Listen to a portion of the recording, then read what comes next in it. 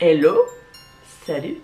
Bonjour à tous, j'espère que vous allez bien. Aujourd'hui, nous sommes le samedi... Oh ouais, ça y est, je suis perdue dans mes dates. Bref, nous sommes le samedi 16 décembre et aujourd'hui je vais vous donner mon top 10 attractions à Disneyland Paris parce que en fait, je ne l'ai pas encore fait. C'est bien beau de vous faire des tops de restaurants et de vous faire des tops de plein de trucs. Mais j'ai même pas fait mon top 10 attractions, c'est quand même un petit peu le truc le plus important je pense à Disney. Non? C'est quoi le plus important pour vous à Disney? C'est les attractions? C'est les restos? C'est les boutiques? C'est quoi?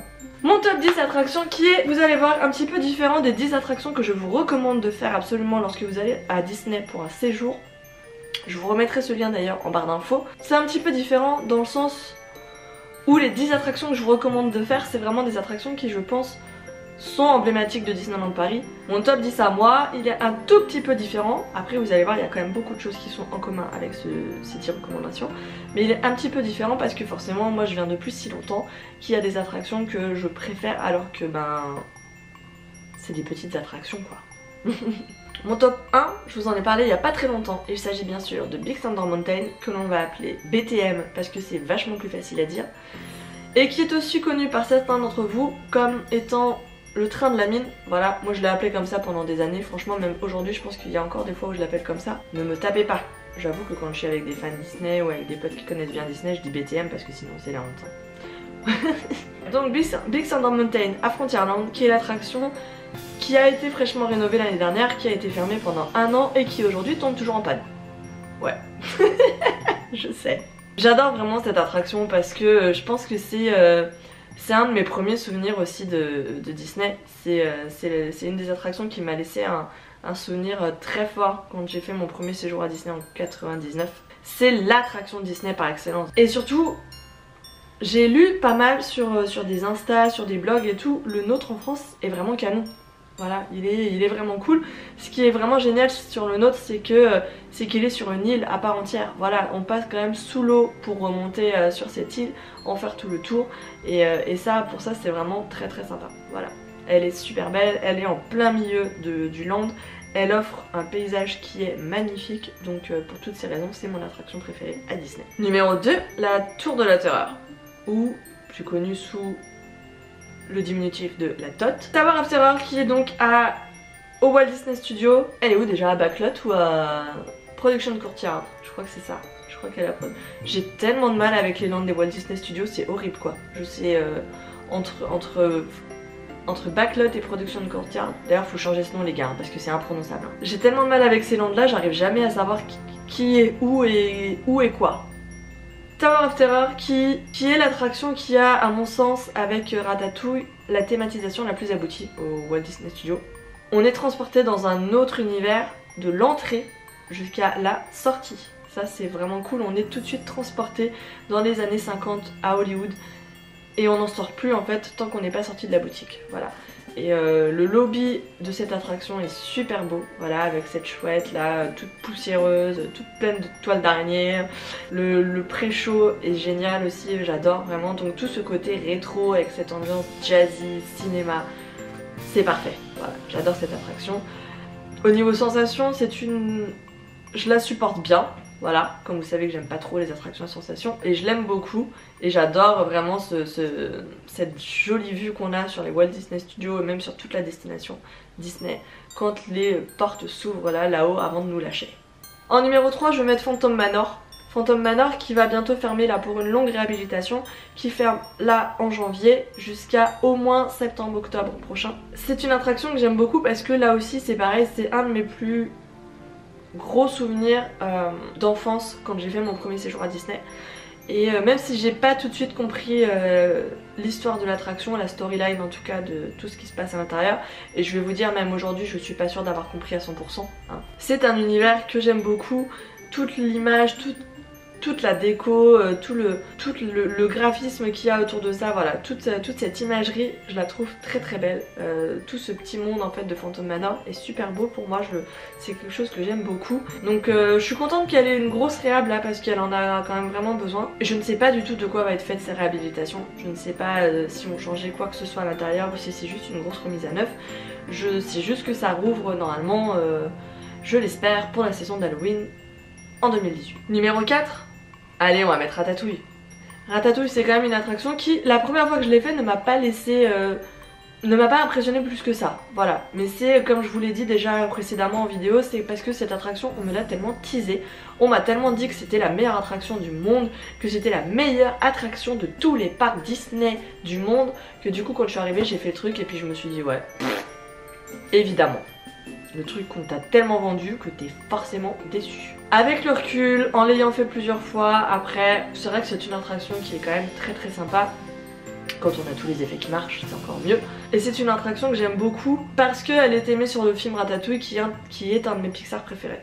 Voilà, clairement. Et j'aime énormément tout cet univers. Voilà, ça fait partie là aussi des attractions qui ne sont pas juste une attraction mais qui sont pratiquement un mini-land à elle toute seule parce que on a le restaurant qui va avec, l'attraction, la boutique qui va avec aussi, et je trouve ça génial. En fait j'adore quand ils font ça avec des films Disney comme ils ont fait en Floride avec La Belle et la Bête.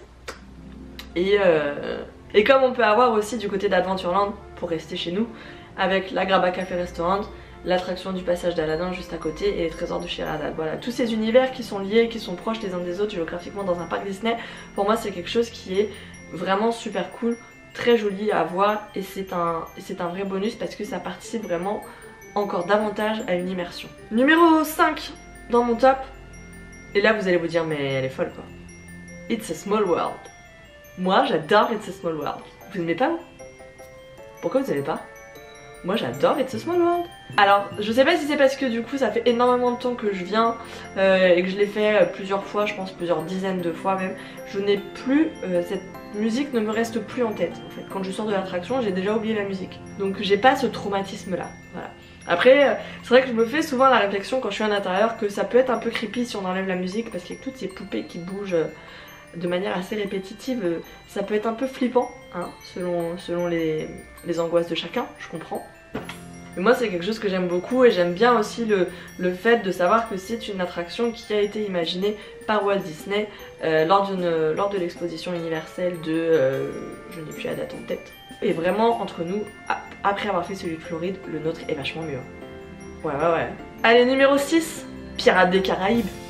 Évidemment, Pirates des Caraïbes quoi. Encore une fois, c'est une attraction qui me tient à cœur particulièrement parce que c'est un de mes plus beaux souvenirs de quand j'étais kid et que j'ai été à Disney pour la première fois. Et surtout c'est une attraction qui est super longue. Voilà, c'est suffisamment rare chez nous à Paris pour que ce soit souligné. Voilà, c'est une de ces rares attractions où tu te dis pas en sortant j'ai fait 45 minutes d'attente pour 2 minutes de ride.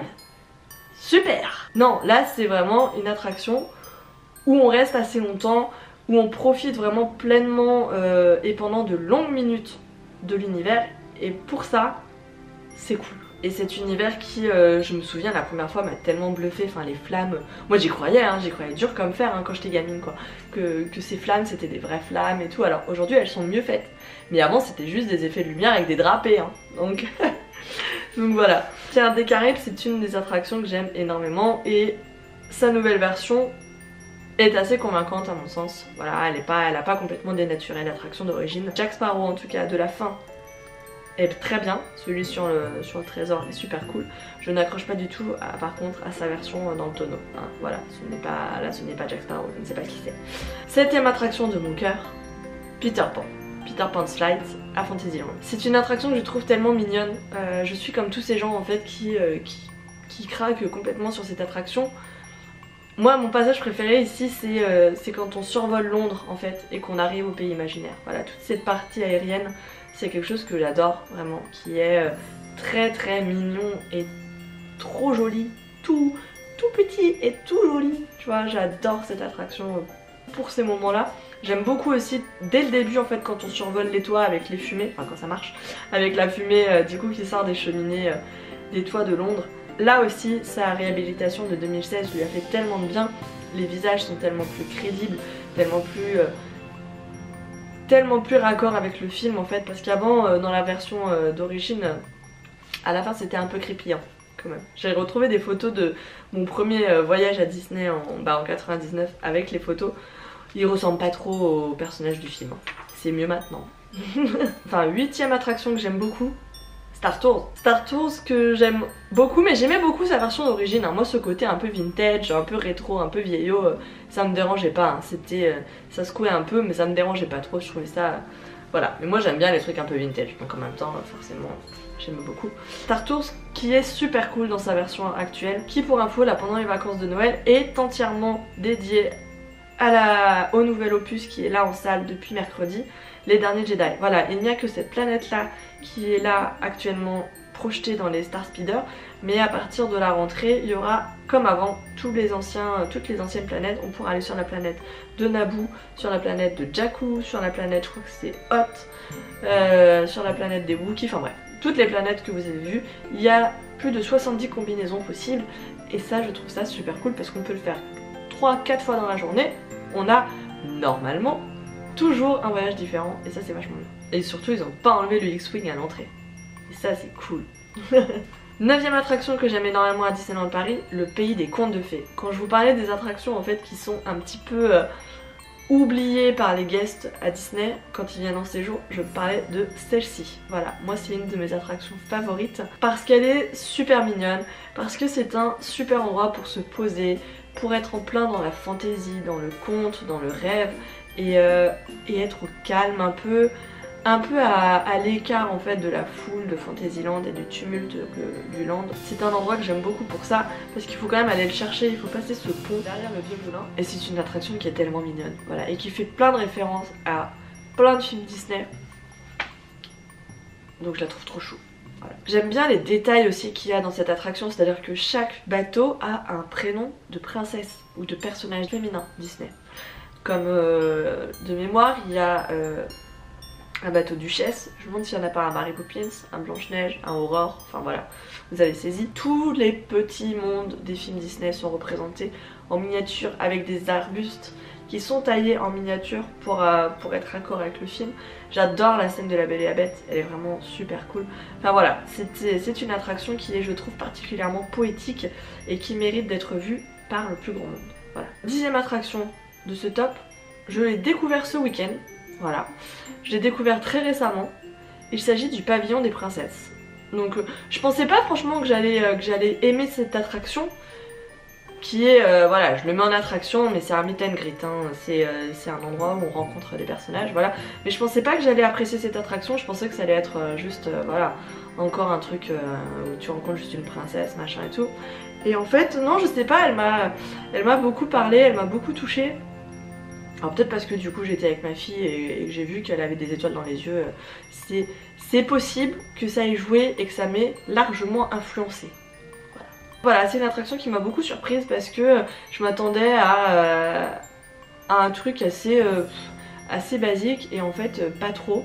C'est-à-dire que la file d'attente est ponctuée par plein de petits détails. Il y a des vitraux qui sont super beaux et qui représentent chaque château de chaque princesse avec des objets lumineux qui font référence là aussi à toutes les princesses Disney. Il y a notamment la pomme empoisonnée de Blanche-Neige, la fleur magique de Réponse, la pantoufle de verre de Cendrillon et la lampe de Aladdin pour Jasmine. Voilà, donc et la rose bien sûr de La Belle et la Bête. Enfin bref, j'ai plus en tête hein, toutes les références, mais du coup voilà, c'est une file d'attente qui était beaucoup plus sympa finalement à vivre que je ne m'y attendais. Voilà. Et le moment après avec la princesse était vraiment très chouette aussi. Elle prend vraiment le temps avec l'enfant ou avec l'adulte, hein, selon les affinités. C'est vraiment un super moment, un moment très magique, un moment très mignon. Je le mets direct dans mon top 10. Voilà, parce que je pense que c'est un truc à faire absolument si vous avez une petite fille ou même pour vous et que vous kiffez les princesses. C'est un endroit où il faut absolument aller parce que c'est quelque chose de bien plus magique que je ne m'y attendais. En tout cas moi perso. Alors que je suis pas du tout fan de princesse, hein. Rappelez-vous.